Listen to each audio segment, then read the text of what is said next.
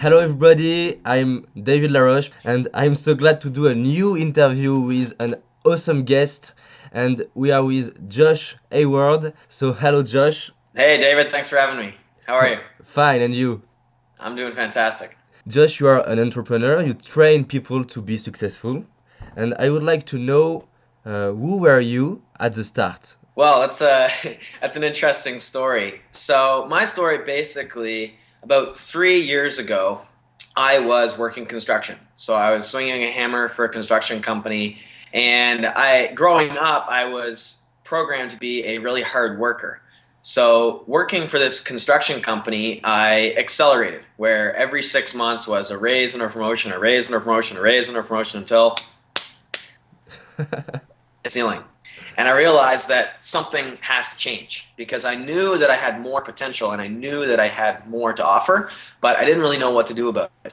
So it was around that time that I had three choices. One was to quit my job and start for another company, but I Yes. realized the exact same thing would happen.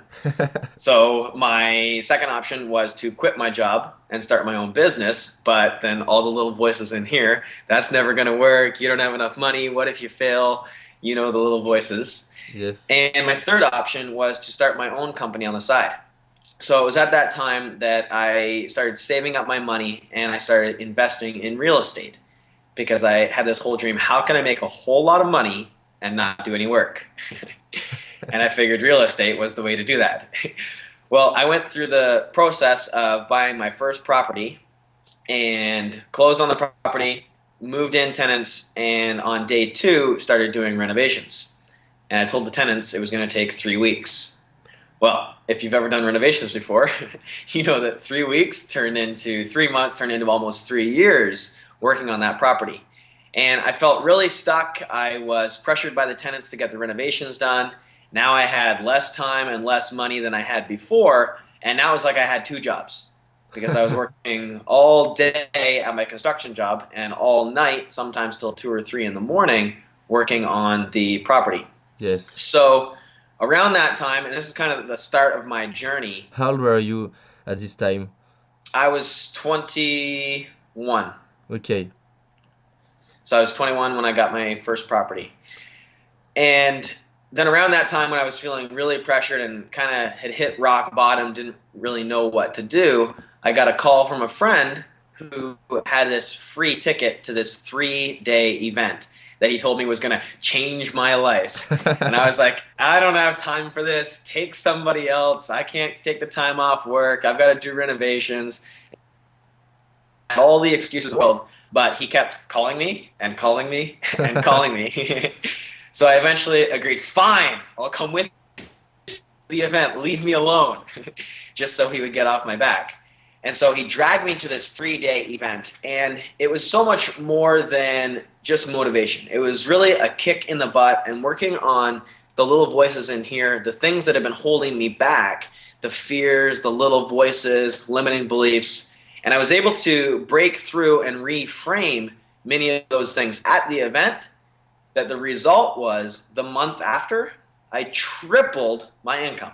And who was the speaker? The speaker was T. Harv Eker. Oh, He yes. wrote the book Secrets to the Millionaire Mind. It's wonderful. You are lucky to have this speaker near to you. Yeah, absolutely. And I've been blessed to be able to work with T. Harv Eker and many other great speakers one-on-one since starting my journey. And okay, and the start was your investment in real estate, and the second is this seminar, these 3 days. Yeah, well, actually, after starting the real estate investment company, going to that event helped me to accelerate that. So I started to basically at the event, a couple things happened. One, I got over the fear of quitting my job, and I started my second business doing construction. So I started a construction company Mm. and quit my job, and I got over the fear of delegation because I'm a perfectionist. I do everything right. And I started to delegate things within the real estate. So I started to be brokering deals between other investors, doing deals on other properties, eventually flipped that property that was taking so much of my time doing renovations. And the third thing that happened, which is really the key to my success leaving that event was that I made an investment in T. Harv Eker's whole program, about $20,000 that I didn't have. And because I didn't have it and I just made the commitment to it, I put down a $100 deposit and then I was going to figure it out. Because I made that investment and I threw my hat over the wall, I started taking action in a different way. Yes. Got over that fear, quit my job, started my own business, and worked my butt off in order to make that money and pay for that program. Oh. So first was the real estate investment company, which quickly went to 6 figures a year. The second was the construction company. And then after realizing my passion for teaching and training, I shut down the construction company because it wasn't automated. And I started speaking and teaching and training full time. Oh, it's wonderful. And at the start of your speaking job, how did you do to get your first customers? How to fool your room? Yeah, that's an interesting story too, because when I started speaking and when I started getting customers happened at 2 different times. So it was October 10th, 2009, that I was at an event hosted by T. Harv Eker, actually, all about teaching and training. And going through that event, I realized, you know what, my life has changed so much after investing in educational products, going to these trainings, meeting all these amazing speakers. I realized the results that it had in my life, and I was like, you know what, I want to help so many people with this. So that's when I decided to start training as well. And so then it took me a while to figure out what I wanted to teach, what I wanted to train specifically. But then I realized it was all about helping people identify what they're passionate about, what they really truly want to do with their life, and then get out of their own way and taking action in order to make it a reality. So when I first started speaking, it was actually at a church, and I invited all my friends and people that I knew. There were 15 people there. And the way that I speak and train is that I have multiple courses and other offerings that I offer at the end of my speech. So at this first event, nobody bought anything. Then the next event, nobody bought anything. Then the next event, nobody bought anything. And the attendance at my events started to snowball and grow. At the first event, there was 15 people, and it started to grow and grow and grow until I had a room that could hold over 100 people, but only 4 people, and 2 of them were guys. So I can kind of laugh at that now, but at the time I realized, you know what, this isn't working. Yes. I'm not making money. I'm doing what I enjoy, but I'm not having the impact that I want to have. And that's when I made another big investment and threw my hat over the wall to hire a personal coach and mentor who was already making over $1 million a year in this industry to work with me one-on-one. And working with them, finally identified what was going on in here. And identified that I had a limiting belief that was holding me back and subconsciously self-sabotaging me in my success. And that limiting belief was, I'm too young. You may have experienced this before, and you may be able to see why I might have a limiting belief like that. And it was holding me back. So once I identified this, and we went through a couple of reframing processes that I now use at my events, broke through that limiting belief and immediately went from 0 to over $30,000 a month in my business, because just shifting what was going on in here. And it was around that time that I realized that it really comes down to what's going on in here. How are you thinking? What do you believe? Because you can have all the dreams in the world, but unless you got your mind taken care of, it's not going to happen. And who were your business coach? Who is he? Well, I've had many, but the one specifically that I'm talking about, her name is Karen Hoyos, and she's from Colombia. She's basically the Tony Robbins of the Spanish market. Okay. You were dealing with beliefs, and according to you, how to change a bad belief. Yeah. Well, it's interesting because beliefs, they're just beliefs. They're not really good or bad. Yes. Or or wrong. They're only supportive or unsupportive of what we want to accomplish. And all of our beliefs have been ingrained in us since the time we were a kid.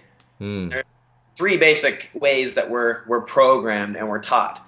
First is by our parents and Mm. what parents tell us, how our parents act, what they show us, what we see from them.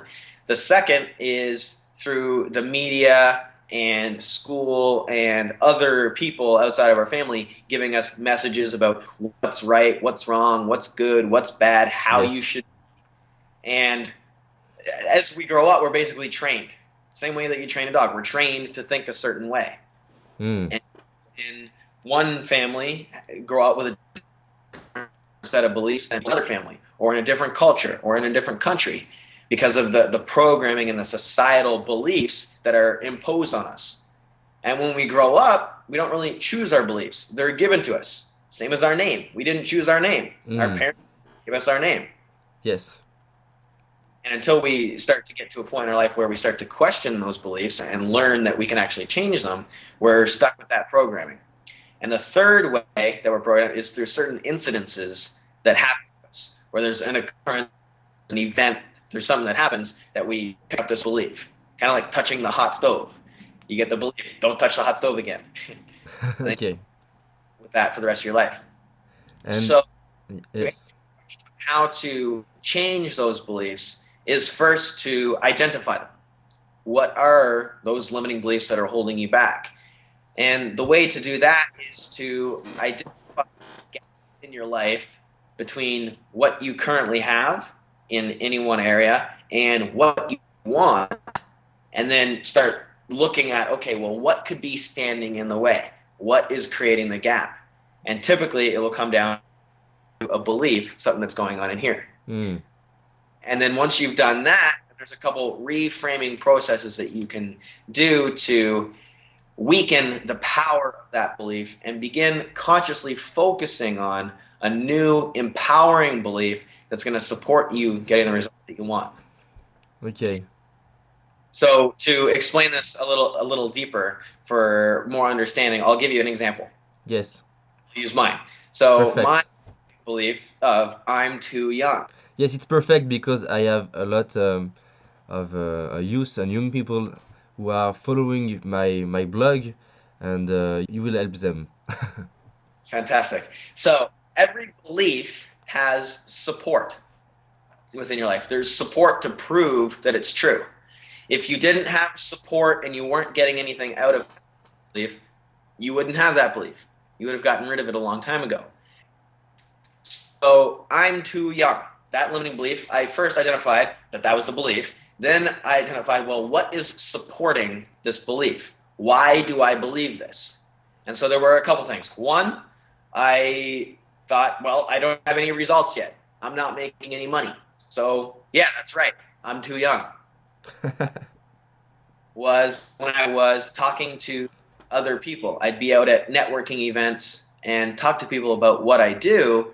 They would look at me like, yeah, okay, whatever, kid. Or at least that's how I interpreted it. So, because of the way that other people looked at me and looks of disapproval, yeah, I'm too young. And there was many other ones, but I'm going to stick with those two for now. So I realized that, okay, actually, there was another one. And the other one was me also having a belief that I didn't know enough. And I don't know enough because I'm too young, being too young.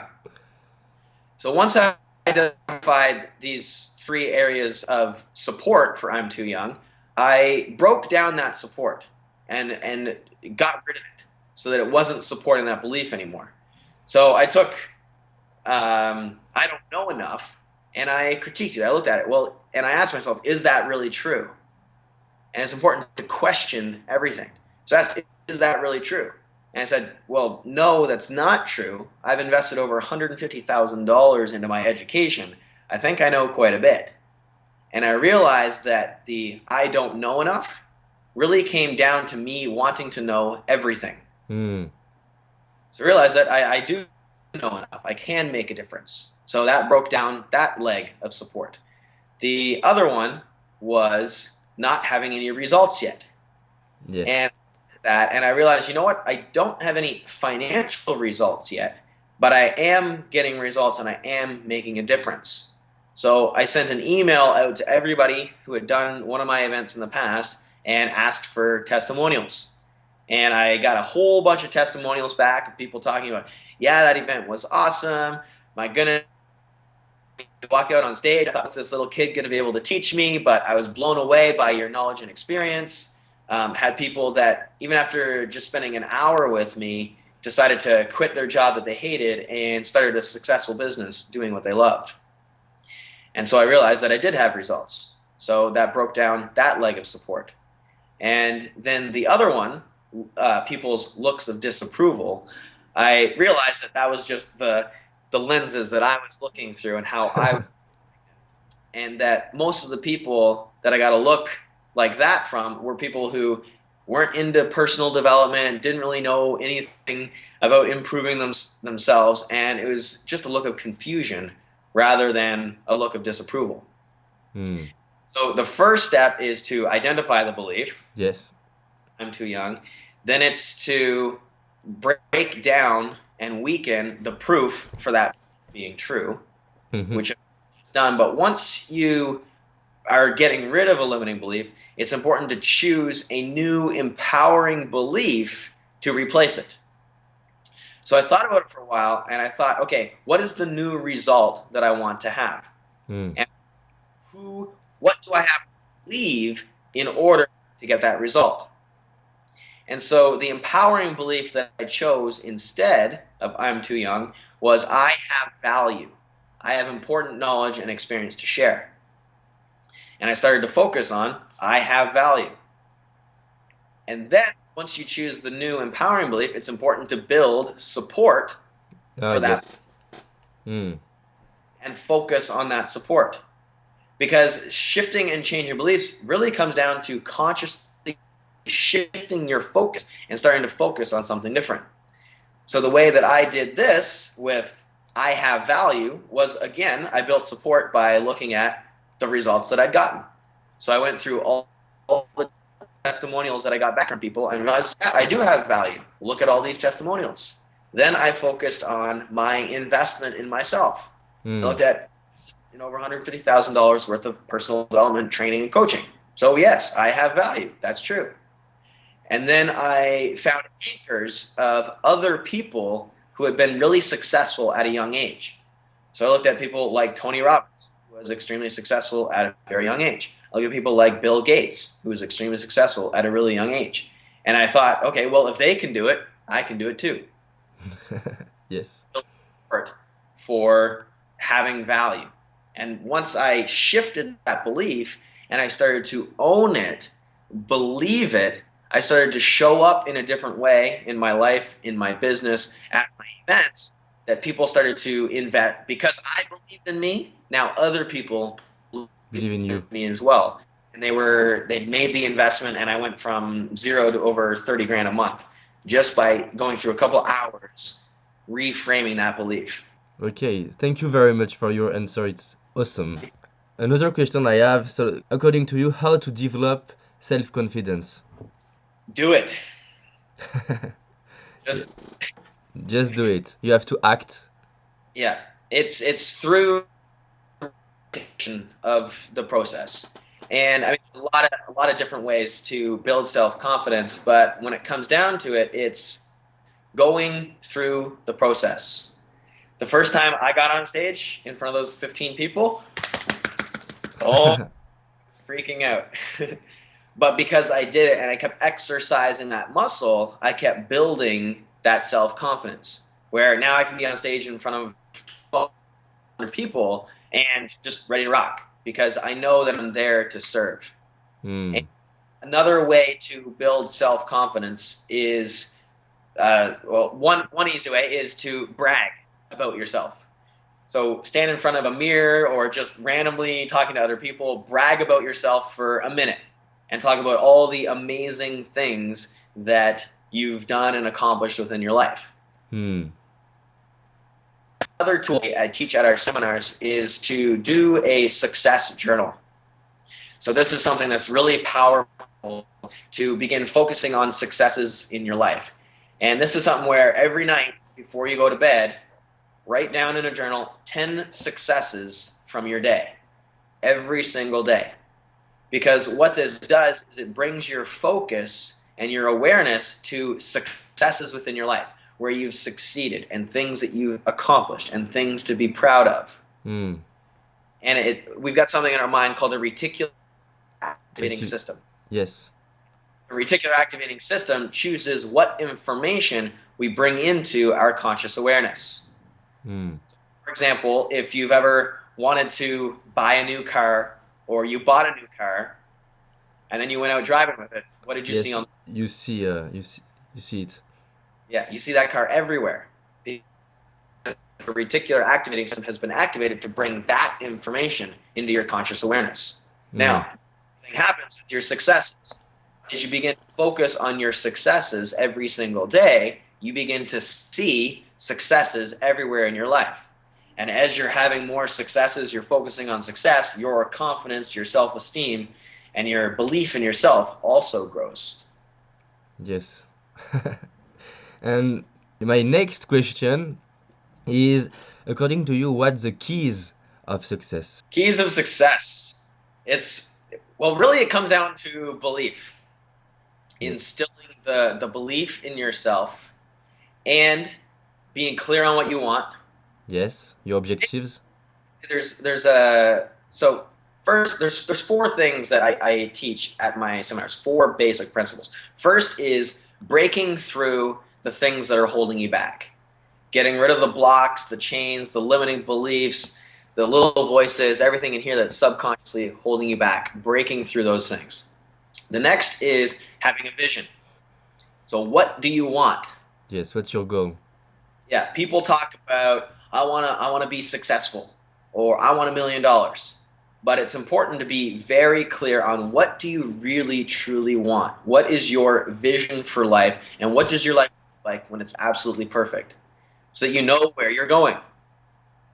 And I saw a quote on Facebook a couple days ago. It was something along the lines of the biggest obstacle to success is fear of what other people think, or something like that. And I disagree with that. I say the biggest obstacle to success is not defining what success means to you. Yes. It's normal to have not what you want if you don't know what you want. Exactly.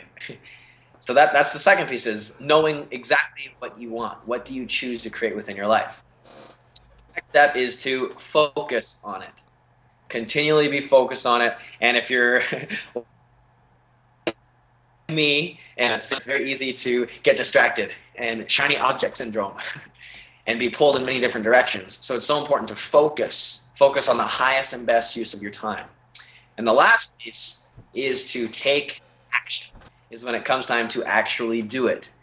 Because oftentimes people know exactly what to do, yet they don't do it. And that's because of the first step is breaking through the limiting beliefs, the little voices, worrying about what other people think.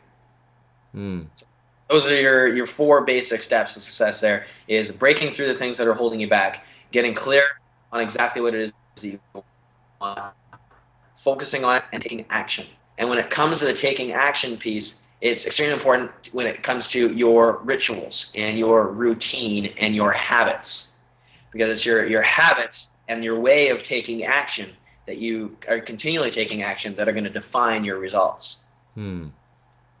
And in my blog, a lot of people ask me how to do the first step.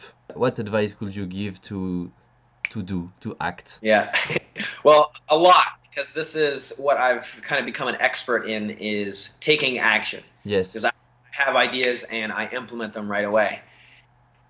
And when I first started my business, that was actually one of the first things I did, was write an ebook about taking action. It's called the Ultimate Action Ebook, and it's got 13 specific techniques for taking massive action on a continual basis. And actually, that's available for anybody on your blog. They can download it for free at truelifetraining.com.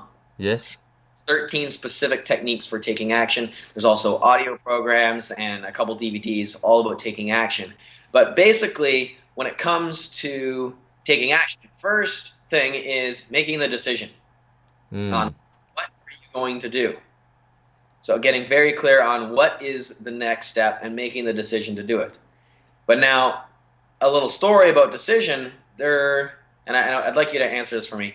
Let's say there's three frogs, and they're sitting on a lily pad. There's Bob, Joe, and Margaret. Bob, And Joe, and Margaret. And Joe decides to jump off and go for a swim. okay, So now, how many frogs are left on the lily pad? 2. And that's what most people will answer. Yes. Two.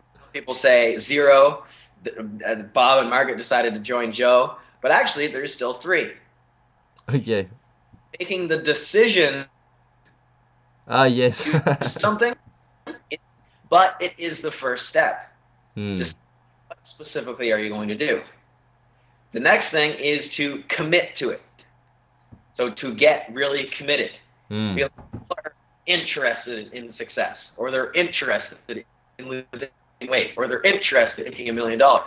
But if you're only interested in doing something, then whenever the going gets tough, you just quit. So you've got to commit to taking that action, commit to that result. Be willing to challenge yourself and do whatever it takes to take the actions that are necessary to get that result. Hmm. And a really good way for doing this, and this is extremely important, and I share this with everybody, is when you make your commitment not just to yourself, but to other people as well. Make the commitment public. Tell everybody about it. Tell everybody, what are you going to do? Hmm. And a way that I do this is I share it on Facebook. What am I going to do? Share it on Facebook because then everybody sees, everybody's watching.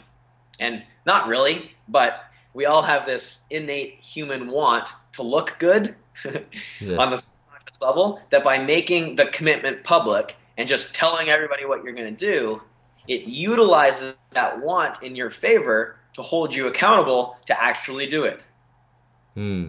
I told on my conferences that I will begin to do interviews in English, and with my bad English, and a lot of people didn't believe that. And the fact that I told them I will do it, I do it. It's the it's that making that commitment. And the third piece is accountability, which making that commitment public creates that accountability to follow through. Hmm. And when it comes to taking action, it's great to take action once.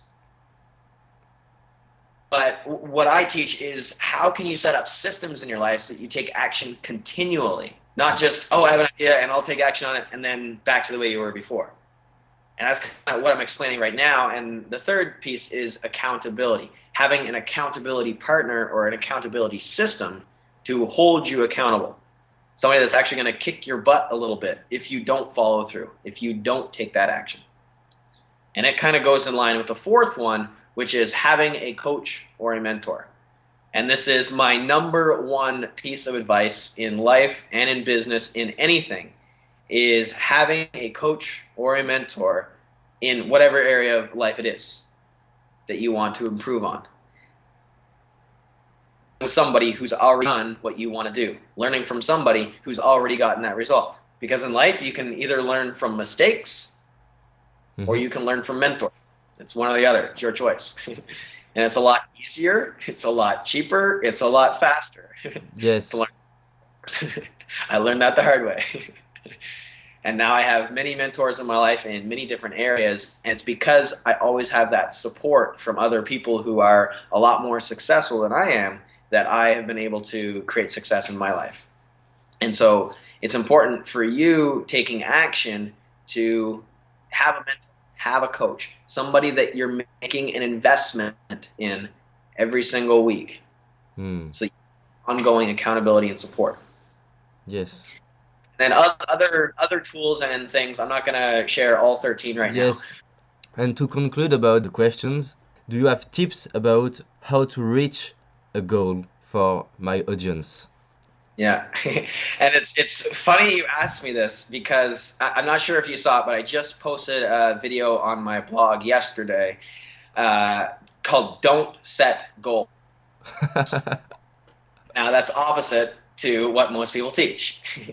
And Yes. going to be a really key distinction for you and your audience, and I'll basically lead you through this to identify the distinction.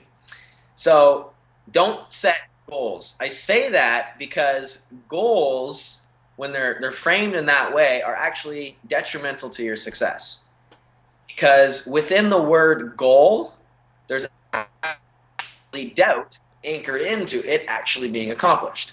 Because if you have a goal to do something, it could be accomplished, it might not be accomplished, something could happen, it's not going to happen.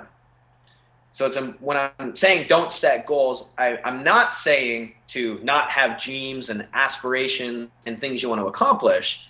It's all in the framing. Mm.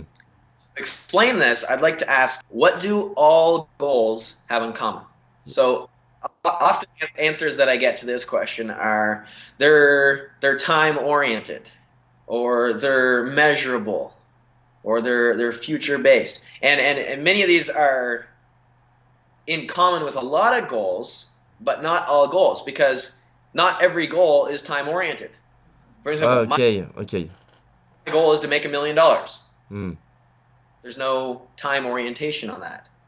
So those three things that I just mentioned, and many other answers that I often get when I ask a whole room or audience, don't really get to the root of it. So what I'd like to ask you then, and anybody else who's watching this on David's blog, think this for yourself as well and answer these questions in your mind. Yes.